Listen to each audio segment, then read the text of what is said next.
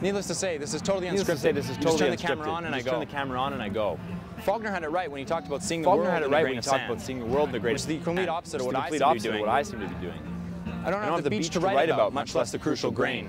The job of an artist, it seems to me, is to focus very finely on a thing, a person, a place, an act, phenomenon. And then when the focus is right, understand, and then render the subject to that focus in such a way that it suddenly appears in context, the reader's context. No matter who the reader happens to be or where. Thus you focus on some scurvy freak in Oakland who calls himself a Hell's Angel, and write about him in such a way that any old stockbroker in Cleveland can somehow see himself in the image of that scurvy freak. More or less. And that's the essence of what Hunter S. Thompson called gonzo journalism. I'm here, I've arrived, and already have intentions. I haven't even seen anything, or been anything yet. Are going to events really necessary anymore? Are going to events really necessary anymore? Going to a place and having an experience is just a formality. Necessary evil, you could say. A necessary evil, you could say. I'd rather stay in my shoebox. My cabin in the woods, or my hole in the desert. My cabin in the woods, or my hole in the desert. That's what I'm trying to figure out. But I can't, and that's what I'm trying to figure out. Let's be upfront about things. I'm not going to learn anything here. I'm not going to be objective about it. And there's no way to be objective about it. I just hope it can be subjective. I just hope I can be subjective. I could write about it more freely now before anything's happened. I let my schooling and my research take over my research. There's no confirm or deny. Facts out the window. We aren't in the age of facts. At least that's what everyone keeps telling me. We aren't even in the age of describing the situation. As Norman Mailer did in Los Angeles. Terry Southern did in Chicago. Hunter Thompson did in Miami. I wish I could tell you like they did, but I was sent here by some magazine or another. Expenses be damned. That's not the case. This is mainly a self-sponsored endeavor. I'm not cynical. Oh no. Things will happen. I want to be here. I'm an optimist. I don't know how to be in this world without expecting what I can to bring about change. And I get up every day to do what I can to bring it about. I'm not sure if my optimism is justified. And I ask myself why? Is it because we've lost our capacity to be outraged and injustice? Is it because we don't care? Is it because we don't care? Because we're greedy? What's happened to our moral imagination? On the heath, King Lear asked Gloucester, how do you see the world? And Gloucester, who was blind, answers, I see it feelingly. I want to feel so badly and then act as if the future depends on us.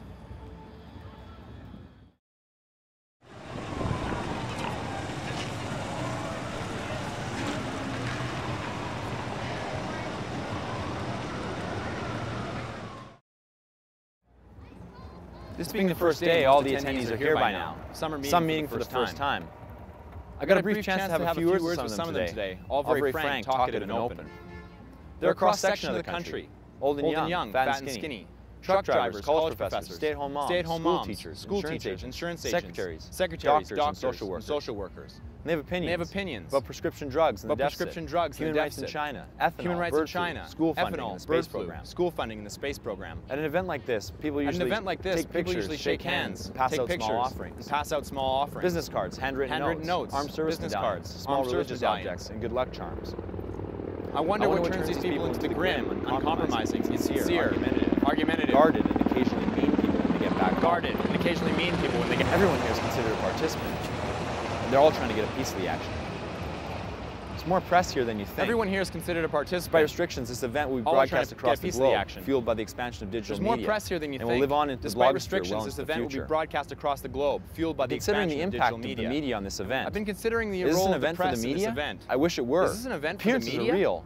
I wish it were. The true story is the biggest mistake of all. The hunt it's for the what's true leading story people is to the turn biggest off the mistake TV of all. and go to older forums, It's what's leading people where we to can turn make off things the up for television and go to ourselves. older forums We where want we to get get a picture of what's happening in our mind. I'm not making that up. I'm imagining it. Everybody denounces pack journalism. We all subscribe to it, though, even as we complain that it's shallow, obvious, meretricious, misleading, and dull. The best fiction can be far more true than an objective report, which is not to say that fiction is more true than journalism or vice versa, and both forms at their best are two different means to the same end. Hunter S. Thompson got to speak directly to Richard Nixon during the 1968 campaign. And what do you think he got to talk to him about? What do you think he got to talk to him about? Football. Despite Thompson's best efforts to the contrary, it reminds me of the court jester who's allowed to say things to the king that no one else can. Far from being antagonistic towards the jester, the king needs this person. The jester fills in the silence induced by the actions of the king and allows us to see the king as a real person. The jester fills in the silence induced by the actions of the king. This is the difference between how one appears and what they actually are.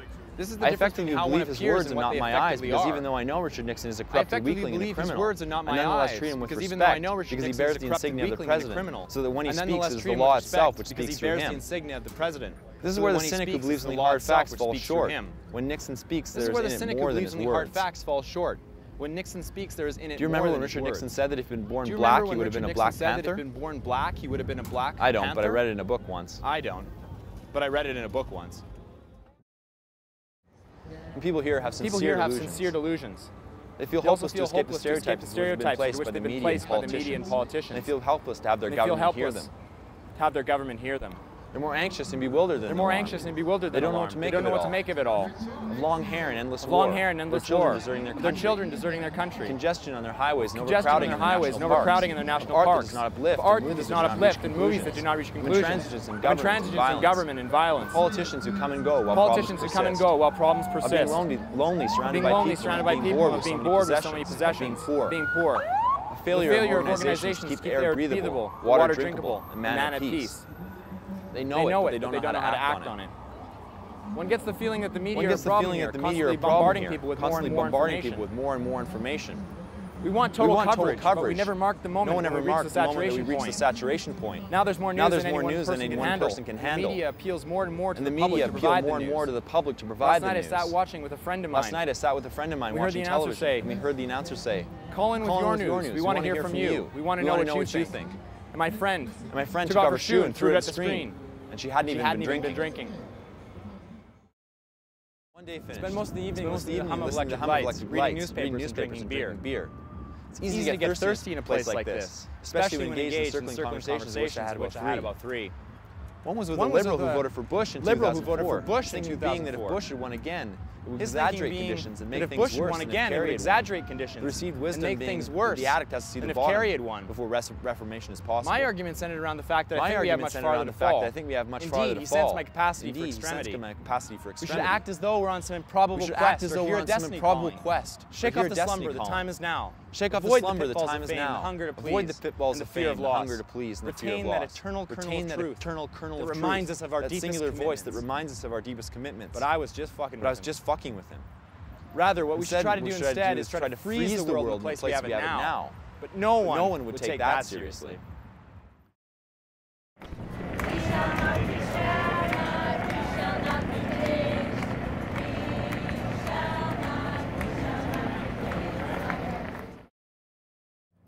The real tragedy of the 1972 election wasn't that people voted for Richard Nixon, but that the newcomers to the Democratic Party like George McGovern made concessions to the old guard Democrats. A lot of young people didn't vote, but that did not bring about the dissolution of the Democratic Party, an event that would effectively change politics. We shouldn't have illusions here. Any liberal will tell you that the choice between Republican and Democrat isn't really much of a choice at all.